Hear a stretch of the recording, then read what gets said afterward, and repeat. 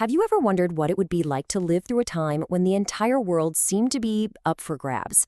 A time when powerful new ideas about freedom and equality were about to absolutely shatter old empires. Well, today, that's exactly where we're going. We're diving into how those ideas lit a fire that started a revolution, one that would go on to reshape the entire globe. So let's start with a really big question. What if you could just completely redesign society from the ground up? After the French Revolution, this wasn't just some crazy idea anymore. All across Europe and even into Asia, people started to believe that the old way of doing things, the old order, it wasn't set in stone. They realized that real, dramatic change was actually possible. So here's our game plan for today. We're going to see why the world was so ready for a big change. Then we'll look at how these new socialist ideas took hold and how they sparked a massive revolution in Russia. From there, we'll see how the Bolsheviks grabbed power, how the Soviet Union was born, and finally, what kind of legacy all of this left on the world. Okay, let's set the scene. I want you to picture 19th century Europe. It's this continent that's just buzzing with new ideas about liberty and freedom, but at the same time, it's still changed these old, harsh realities of deep, deep inequality. And this right here is the heart of the conflict. On one side, you have the old system, where your whole life is basically decided for you at birth. All the power, all the money, it's locked up tight with the aristocracy and the church. But crashing right into that are these incredible new ideas about individual rights, about freedom, and about everyone being equal. You could just feel the tension building. And then, boom, the Industrial Revolution hits. And this is a force that just completely turned society upside down. It wasn't just about cool new machines. It created unbelievable wealth, but at the same time, it created brutal, horrible working conditions and poverty for this whole new class of industrial workers. And what you ended up with was this massive economic divide. I mean, just look at this. You have a very small number of factory owners getting incredibly rich, while the huge crowds of workers who were actually making all that wealth, they were living in hardship. This giant gap became the central problem of the time, and it was a problem that was begging for a solution. And right in response to this glaring inequality, this powerful new set of ideas started to emerge. It was called socialism, and it offered a totally radical new vision for how society could work. So what exactly is socialism? Well, at its core, it's this idea that the things that create a society's wealth, the factories, the land, the railroads, they shouldn't be owned by private individuals who are just trying to make a profit. Instead, they should be owned and controlled by the community, by everyone, for the good of everyone. But here's the thing, not all socialists agreed on how to get there. You basically had a few different flavors. You had the utopians, who thought they could just build these new, perfect little communities as an example for everyone else. Then you had the democratic socialists, who argued for changing things slowly, by winning elections. But then you had the revolutionary socialists, like Karl Marx, who were totally convinced that the people in power would never, ever give it up peacefully. For them, the only way was for the workers to rise up and take it by force.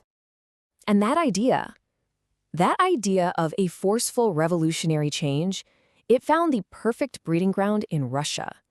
I mean, while all of Europe was debating these ideas, Russia was this unique powder keg of extreme poverty, a disastrous war, and a ruler with absolute power. It was the perfect storm for a revolution to just ignite. And the collapse, it happened so fast. It really started in 1905 with the Bloody Sunday Massacre, where peaceful protesters were shot down. That really shook people's faith in the Tsar. But the final nail in the coffin was Russia getting into World War I. It was a total disaster. Millions died. People were starving. By February 1917, the whole system just broke. The Tsar was forced to quit, and hundreds of years of absolute rule just ended.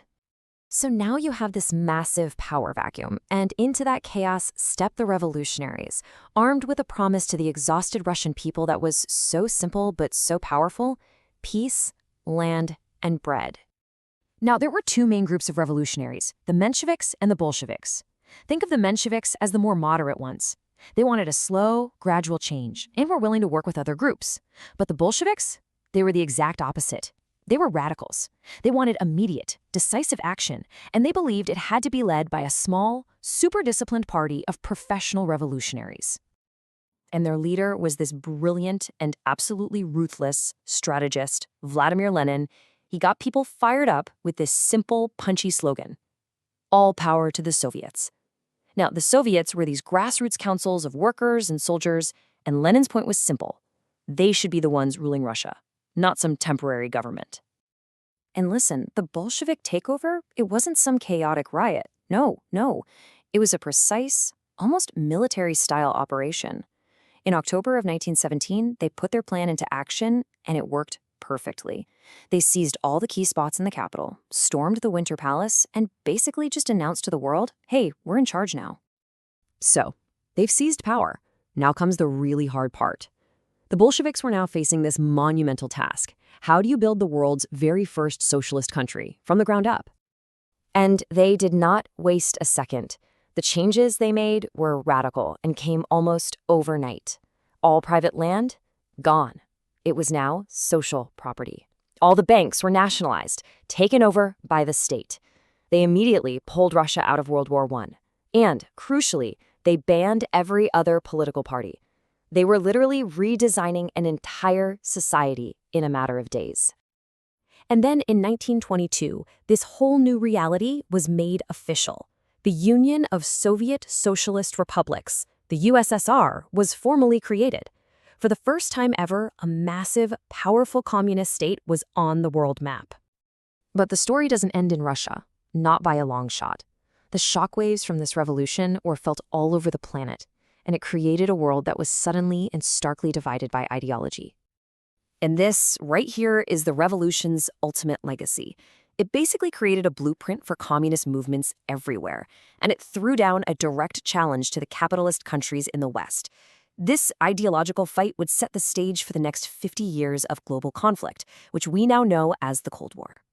So when you think about it, from the dirty industrial factories of 19th century Europe all the way to the battlefields of Russia, this one powerful idea about equality and about who should hold power, it completely remade our modern world. And it leaves us with this one truly staggering question. How did the revolution in just one country end up defining an entire century of global conflict?